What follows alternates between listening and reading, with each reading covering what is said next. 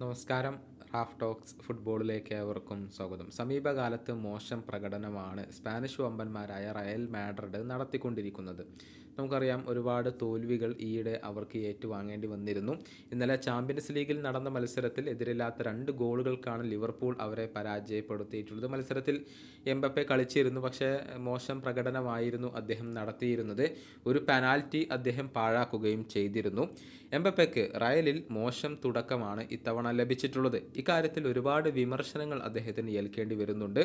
ഇപ്പോഴിതാ മുൻ ജർമ്മൻ താരമായിരുന്ന ഡൈറ്റ്മർ ഹമാനും എംബപ്പയെ വിമർശിച്ചിട്ടുണ്ട്. അതായത് എംബപ്പെ റയലിനെ മോശമാക്കുകയാണ് ചെയ്തിട്ടുള്ളത് എന്നാണ് അദ്ദേഹം പറഞ്ഞിട്ടുള്ളത്. അദ്ദേഹത്തിൻ്റെ വാക്കുകൾ ഇങ്ങനെയാണ്: എംബപ്പെ റയലിനെ ഇംപ്രൂവ് ആക്കിയിട്ടില്ല എന്നുള്ളത് മാത്രമല്ല, കൂടുതൽ മോശമാക്കുകയാണ് ചെയ്തിട്ടുള്ളത്. ഒരുപാട് സൂപ്പർ താരങ്ങൾ ഇപ്പോൾ അവിടെയുണ്ട്. അതിൽ പലരും തിളങ്ങാൻ ആഗ്രഹിക്കുന്നവരാണ്. മറ്റുള്ളവരെ മികച്ചവരാക്കാൻ കെൽപ്പുള്ള താരങ്ങൾ ഇപ്പോൾ റയലിൽ ഇല്ല. അതാണ് റയലിൻ്റെ ഏറ്റവും വലിയ പ്രശ്നം. എംബപ്പെ വന്നതിൻ്റെ ബുദ്ധിമുട്ട് ഏറ്റവും കൂടുതൽ അനുഭവിക്കുന്നത് ജൂഡ് ബെല്ലിംഗ്ഹാമാണ്. കഴിഞ്ഞ സീസണിൽ അദ്ദേഹത്തിന് ഉണ്ടായിരുന്ന ആ ഒരു സ്വാതന്ത്ര്യം ഇപ്പോൾ എംബപ്പെ വന്നതോടുകൂടി അത് പോയിട്ടുണ്ട്.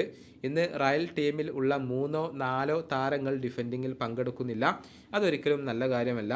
എംബപ്പയും വിനിയും ഡിഫെൻഡ് ചെയ്യുന്നില്ല. റോഡ്രിഗോ ചില സമയത്ത് മാത്രമാണ് അത് ചെയ്യുന്നത്. 6-7 താരങ്ങളെ മാത്രം വെച്ചുകൊണ്ട് ഡിഫെൻഡ് ചെയ്യാൻ സാധിക്കില്ല.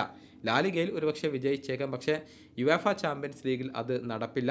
ഒരുപാട് മികച്ച താരങ്ങൾ അവർക്കുണ്ട്, പക്ഷേ ടീം എന്ന നിലയിൽ തിളങ്ങാൻ അവർക്ക് കഴിയുന്നില്ല. അതുകൊണ്ട് തന്നെ ഇത്തവണ കിരീടങ്ങൾ നേടൽ അവരെ സംബന്ധിച്ചിടത്തോളം ബുദ്ധിമുട്ടാകും, അല്ലെങ്കിൽ അതിന് അവർക്ക് സാധിക്കില്ല എന്നാണ് ഞാൻ കരുതുന്നത്. ഇതാണ് മുൻ ജർമ്മൻ താരം പറഞ്ഞിട്ടുള്ളത്.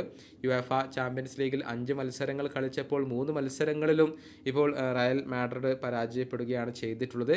ഇനി അവർക്ക് മുന്നോട്ട് പോകണമെങ്കിൽ വിജയങ്ങൾ അനിവാര്യമാണ്. അടുത്ത ചാമ്പ്യൻസ് ലീഗ് മത്സരത്തിൽ ഇറ്റാലിയൻ വമ്പന്മാരായ അറ്റ്ലാന്റയാണ് അവരുടെ എതിരാളികൾ. ഈ വീഡിയോയുടെ അവസാനിപ്പിക്കുന്നു. ഫുട്ബോൾ ലോകത്തെ കൂടുതൽ വിശേഷങ്ങളുമായി റാഫ് ടോക്സ് വീണ്ടും എത്താം.